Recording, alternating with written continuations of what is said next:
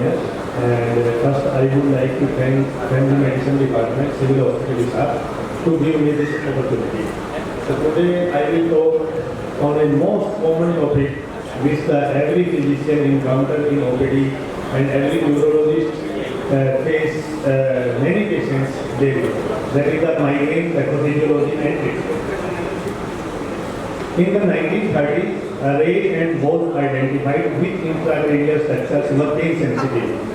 So intracranial pain, the structures which are sensitive are arteries of the circle of Willis and proximal dural arteries, dural venous sinuses, meninges and the dura mater. In 1988, the Headache Classification Committee of the International Headache Society introduced a detailed classification of the headache. This was most recently revised in 2018, what is now called as International Classification of Headache Disorders 3, that is ICSD-3. So, ICSD-3 classifies the headache as primary headaches, which include migraine, tension type headache, which is the most common type of headache, and third one is the trigeminal autonomic cephalgia, TEX, that is the cluster headache, and other primary headache disorders. Then part 2 classify the secondary headaches, which include the headache attributed to trauma or injury, headache attributed to cranial nerve and the cervical vascular disorders, headache attributed to non-vascular intracranial disorders, substance of the withdrawal, headache attributed to infections, and the headache attributed to disorders of the homeostasis.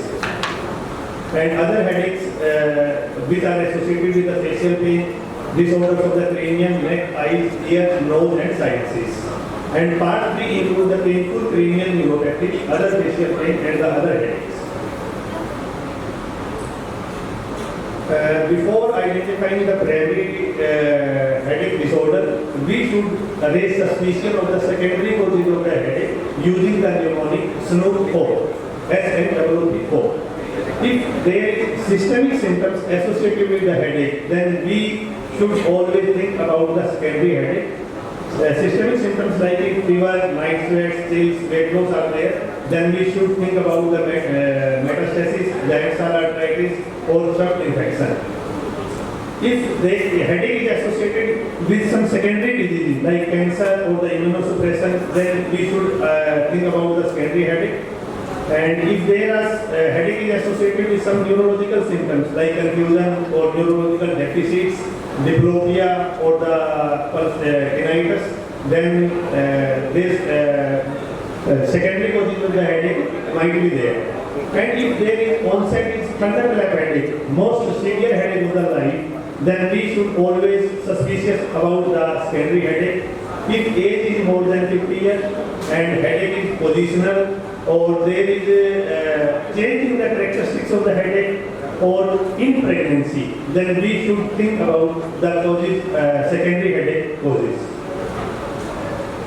Then classification of the primary headache is classified as migraine, tension type headache, which is the most common type of the headache, then TEX and the other primary headache disorders. So now we will talk on the migraine. Migraine is the word from Greek word hemicranios, half head. In 60 to 75% of the patients, headache migraine is unilateral. 1 year prevalence is about 12%, and we said the episodic migraine if total headache days are less than 15 per month, and if we said the chronic migraine if total headache days are more than 15 per month. And we classify the migraine as migraine without aura, migraine with aura, chronic migraine, complicated migraine, probable migraine, and episodic syndromes that may be associated with migraine. So migraine with aura we can classify further as migraine with typical aura, migraine with brainstem aura, hemiplegic migraine or retinal migraine. Complications of the migraine can be the status migrainosus, persistent aura without infarction, migrainous infarction, or migraine aura triggered seizure. Then migraine phases. Although not all people with migraine experience 4 phases of a migraine attack, the migraine attack can consist of up to 5 phases. Some neurologists or some physicians take 4 stages, but there are 5 phases. First is the premonitory phase of the prodrome phase, second is the aura phase, then headache phase, which is followed by the post-prodromal phase, and then interictal phase. Prodromal phase or the premonitory phase is symptomatology is defined as the presence of the known painful symptomatology which can start 1 to 2 hours to 3 days before the onset of the aura and migraine pain and can be predictive of an impending headache. The most frequent prodromal symptoms include fatigue, mild cognitive dysfunction, irritability, neck pain, light and the noise sensitivity, blurred vision, excessive yawning, and the excessive thirst. The migraine attacks are often preceded by alteration in the homeostasis, supporting the role of hypothalamus in this phase, with other brain and the brainstem regions like midbrain tegmental area, periaquatical brain, dorsal horns, cortical areas including occipital, temporal, and the prefrontal cortex, which explain the polyuria, yawning, food craving, and the changes in the appetite. The fourth is hypersensitivity associated with activation of the visual cortex. Activation in the rostral, dorsal medulla, and the periaquatical brain is associated with nausea during the prodromal phase, and neck stiffness is attributed to early activation of the trigeminal-cervical complex, the region of the brainstem and upper cervical spinal cord, where pain signals from the trigeminal and the cervical nerve converge. So this is the just diagrammatic representation, different areas involved in the prodromal phase of the headache. Then prodromal phase is followed by the aura phase. It occurs in about 1/3 of the migraine patients, develop and progress gradually over several minutes and resolves within the 60 minutes. The resolution often coincides with the onset of the headache. Much less commonly, aura symptoms can occur during the headache phase of the migraine attack, after the headache phase, or in the absence of the headache altogether. Sometimes aura is not followed by the headache. Then it is called as acephalogenic migraine or aura without headache. So diagnostic criteria for the migraine with aura is at least 5 attacks, fulfilling criteria B2D.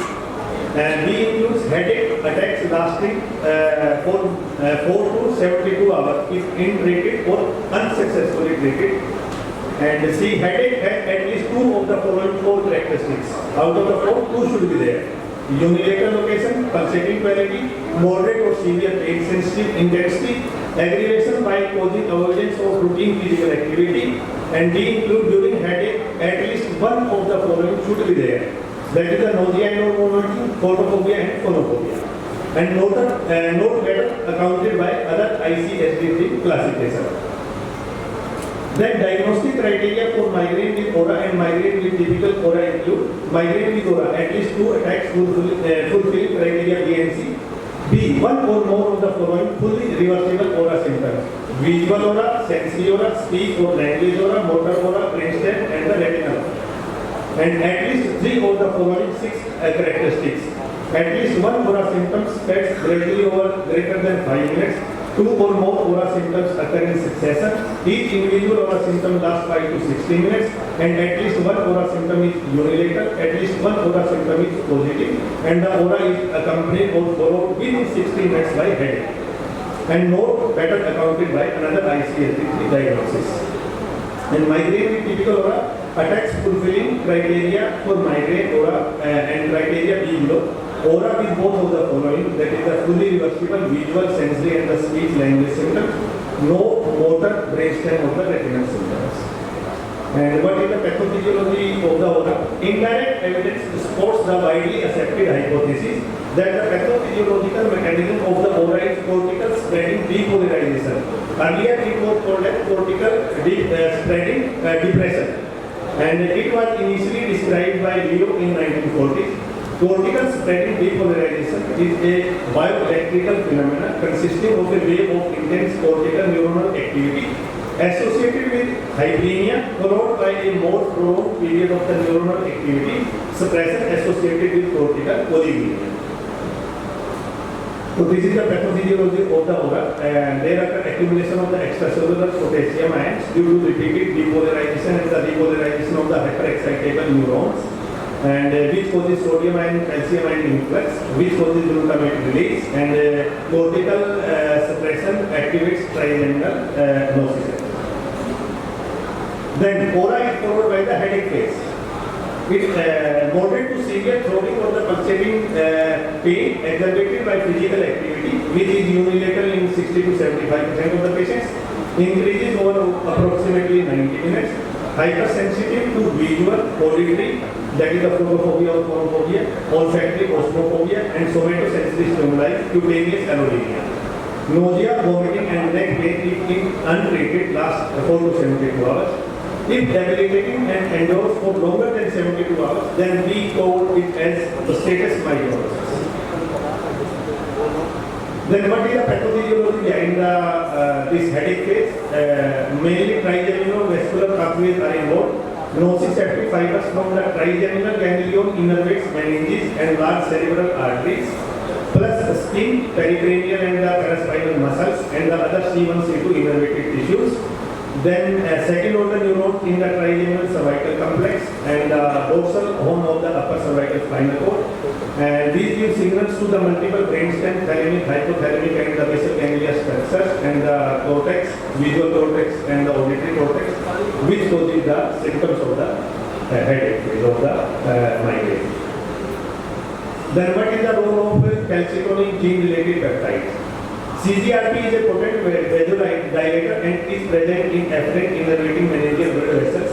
CGRP can enhance synaptic transmission mediated by lymphatic signaling within the trigeminal ganglion. And therapeutic role, newest treatment for the migraine is the adalimumab, that is the calcium channel, the calcitonin gene-related peptide monoclonal antibody. We will talk about the adalimumab later. Then after the headache phase is over, there is the post-prom phase. It lasts for up to 24 to 48 hours after the headache has resolved. Many patients may have malaise, fatigue, transient return of the pain following coughing, sudden head turning or valsalva, often called migraine hangover. The most common post-prom symptom was being tired or weary, followed by difficulty concentrating, stiff neck, nausea, photophobia and phonophobia. Based on the limited available evidence, some experts have suggested that global reduction in the cerebral blood flow could occur in this phase and could be mediated by activation of the brainstem nuclei, resulting in widespread vasoconstriction. An alternative explanation for this reduction in the regional cerebral blood flow could be the persistent hypoperfusion that follows the bioelectric phenomena of cortical spreading depolarization. Then interictal phase, that is the phase between the two attacks of the migraine headache, when we are symptom free, then headache free. Patients are relatively symptom free during this phase. They are often described hypersensitivity to light, sounds and odor. Other common symptoms are cognitive dysfunction and dizziness or sense of being off balance. The underlying neural mechanism of these symptoms remain poorly understood. So this is the summary about the different phases and structures involved in the different phases of the headache. Then what is the management? First, there is a non-pharmacological management that we should take the healthy diet. We should avoid the headache triggers. The mainly headache triggers are the alcohol, caffeine, prolonged fasting, then exposure to some fragrances. These are the most common triggers. So we should recognize our triggers and then we should avoid that trigger. Then regular sleep pattern should be there, regular exercise should be there, and avoidance of the caffeine and the alcohol. Then pharmacotherapy. We divide the pharmacotherapy for the treatment of the migraine as acute treatment and the prophylaxis treatment. The acute treatment includes non-specific treatment, which include the acetaminophen, NSAIDs, opioids, and the antiemetic drugs. And the migraine-specific treatment include triptans, alkaloids, G-meds, and the D-meds. Then it is followed by the prophylactic treatment. So most commonly used acute migraine treatment are the NSAIDs, that is the non-steroidal anti-inflammatory drugs. We use the acetylsalicylic acid, Brufen, diclofenac sodium, naproxen, paracetamol. Then antiemetics we can use like domperidone or the metoclopramide. And second line medications for the specific treatment for the migraine are triptans, which are commonly used. And these include sumatriptan, zolmitriptan, amitriptan, alitriptan, provatriptan, naratriptan, and the rizatriptan. The rizatriptan is most commonly used by the physician and the neurologist. and that is followed by the sumatriptan and the zolmitriptan.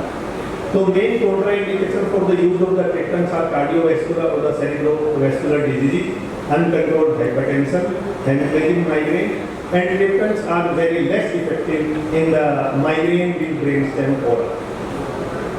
Then third line medications are the G-Pens, which include abrogepant and the rimagepant. And most recently introduced is the Detens, that is the lasmiditan. This is available in the ISAR just last week. Last week available in the ISAR. Has been launched recently. Then some neuromodulation dosing, neuromodulation techniques we can use, which include external trigeminal stimulation, single pulse transcranial magnetic stimulation, non-invasive vagus nerve stimulation, and the remote electrical neuromodulation. These therapies are used in the advanced centers. Then preventive therapy, we have multiple options to prevent the migraine attacks. Out of these, most commonly used are the anti-epileptic drugs, which include dimethyl sodium, topiramate, and the gabapentin. Then antidepressant drugs, we commonly use the amitriptyline and the tricyclic antidepressants, venlafaxine. Then beta blockers, we commonly use like propranolol or metoprolol. Then other antihypertensive drugs we can use, verapamil like verapamil. Then neurotoxins, botulinum toxins are commonly used for the treatment of the prophylactic treatment of the migraine. Then calcitonin gene-related peptide monoclonal antibodies, adalimumab, brenamizumab, bergamotumab, and actiniumab. And herbal and nutritional supplements, there are some role of these supplements like magnesium, vitamin B12, and coenzyme. I will discuss only two drugs which are most commonly, most recently tried in the treatment of the migraine. That is the Detens. Detens are selective 5-HT1 receptor agonists. They act on the trigeminal system. And lasmiditan is one of the Detens which is used. And with the lasmiditan, 2-hour pain freedom rates are between 28% and 39% at doses of 50 mg and 100 mg. Versus 15% of placebo. A second dose of lasmiditan does not offer clear benefit, so it should be dosed only once in 24 hours to an attack. As lasmiditan does not cause vasoconstriction, it is likely safe to use in patients with vascular risk factors. Side effects of the lasmiditan include dizziness, fatigue, paresthesia, and sedation. Participants had driving impairment after one dose of the lasmiditan from 90 minutes up to 8 hours after the dose. So we should advise that patient will not drive after taking the lasmiditan for up to 8 hours. So we should avoid driving. Next is the CGRP antibodies. Drugs directly antagonizing the CGRP receptor were initially evaluated as preventive treatment. Adalimumab became available in May 2018. The first three CGRP monoclonal antibodies are administered monthly or quarterly subcutaneous injections. Actiniumab is administered quarterly by IV infusion. Monoclonal antibodies are effective treatment for both episodic and chronic migraine. So out of these four antibodies, I have experience of using adalimumab. It is given as a subcutaneous injection. Two strengths are available, 70 mg and 140 mg. So we can dose is the monthly dose. So we can start with the 70, and if there is no response, then we can increase the dose up to 140 mg. So side effects include constipation, injection site reactions, and the upper respiratory symptoms such as nasopharyngitis, development of the hypertension or the worsening of the hypertension, and CGRP monoclonal antibodies are contraindicated in the pregnancy and the breastfeeding. Every topic in medicine is incomplete if we don't discuss the treatment of the pregnancy. So although approximately 70% of the women experience improvement or remission of the migraine symptoms during pregnancy, the attacks can either remain unchanged or worsen. Treatment for most mild to moderate attacks, we should use non-pharmacological treatment, including rest, relaxation therapy. if there is a headache which is not related by this relaxation therapy, then we can use the acetaminophen with codeine. And for patients with severe effects of the status migrainosus, the IV use of the neuroleptics supplemented with either IV opioids or the corticosteroids can be effective strategy. So we can use the chlorpromazine or the prochlorperazine. Methylprednisolone we can give intravenously in the dose of 50 to 250 milligrams. And riboflavin, magnesium and the coenzyme Q10 can be effective. Intravenous magnesium sulfate may be an effective treatment. Then cyclical or the perimenstrual prophylaxis for menstrual migraine. The migraine that is aggravated or that occur during the menstrual cycle.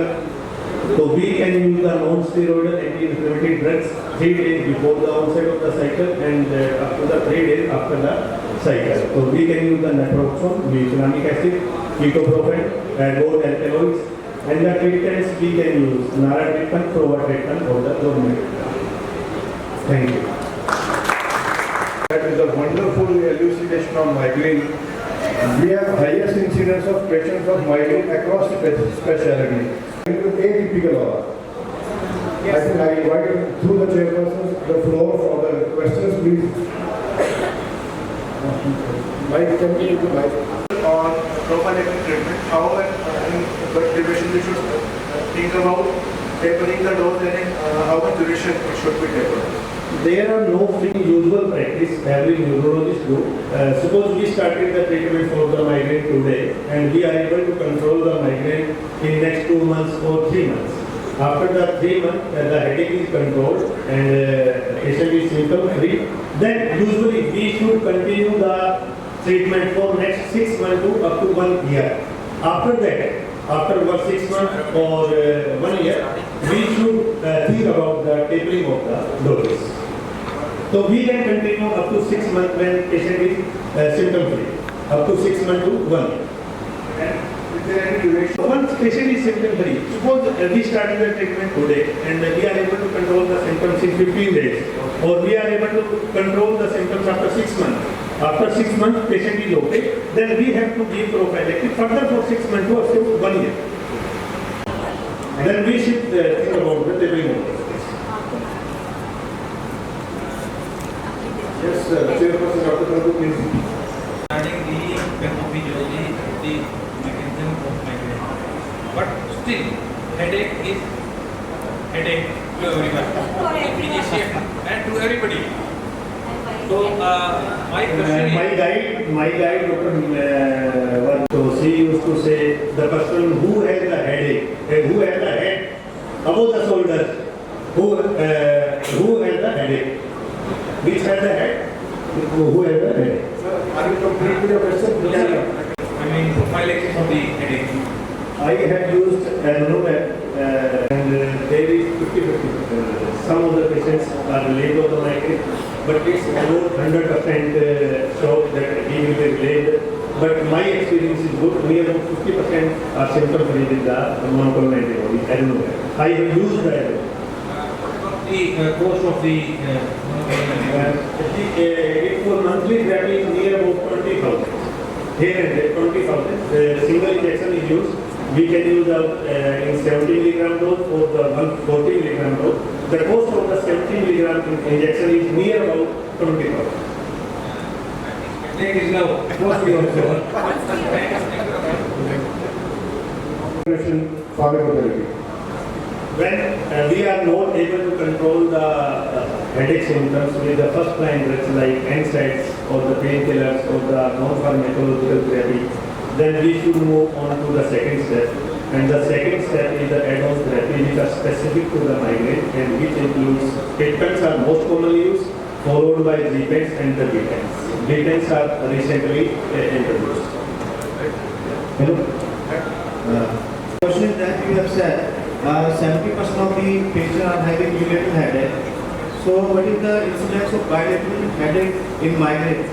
And if it is present, how will you differentiate between tension headache and migraine? And second question is, does migraine present with bilateral headache in children?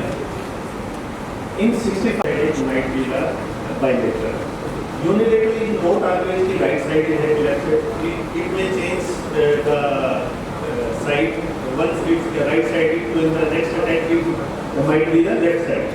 Followed by the holocoronal headache. So this is the answer to the first question. Next question to the next question. Second, How will you differentiate from the tension type headache to and the migraine? Migraine is generally pulsating headache and tension type headache is generally constricting headache. Duration of the migraine headache is generally 4 hours to 72 hours, but tension type headache can last more than 7 days. So this is the mainly differentiating point between the ATS and the migraine. my third question is, does headache is migraine? Yes, children can present with the bilateral headache in migraine. What are the percentage? Exact percentage, I am not aware what is the exact percentage, but in the adults and the females, most common. Thank you. Thank you, Chairperson. May I now invite Dr. Dean and Bharti, speaker today, Dr. Ramesh Limbipal. We have a diplomat in National Board. He is a doctorate in National Board, super specialty neurology from Paras Hospital, Gurgaon, and a practicing neurologist at Hampton Hospital, Dr. Ramesh. Now the chairperson, Dr. Prabhu Dayal, he has been felicitated at state for his exemplary services in PMDT. He is a district PMDT nodal officer, Dr. Prabhu Dayal.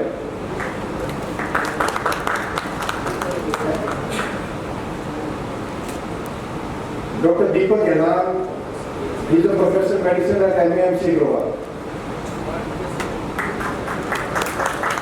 Thank you, sir, for a wonderful question. Ophthalmologist, and I was destined to end up in medical field. The moment I entered medical college at TM Medical College, Mumbai, I was a doctor or a physician. The moment I entered anatomy hall, I realized my biochemistry in 12th, my chemistry in 12th extrapolated to biochemistry in first year, my zoology in 12th extrapolated to physiology and anatomy, but my physics never ended up anywhere.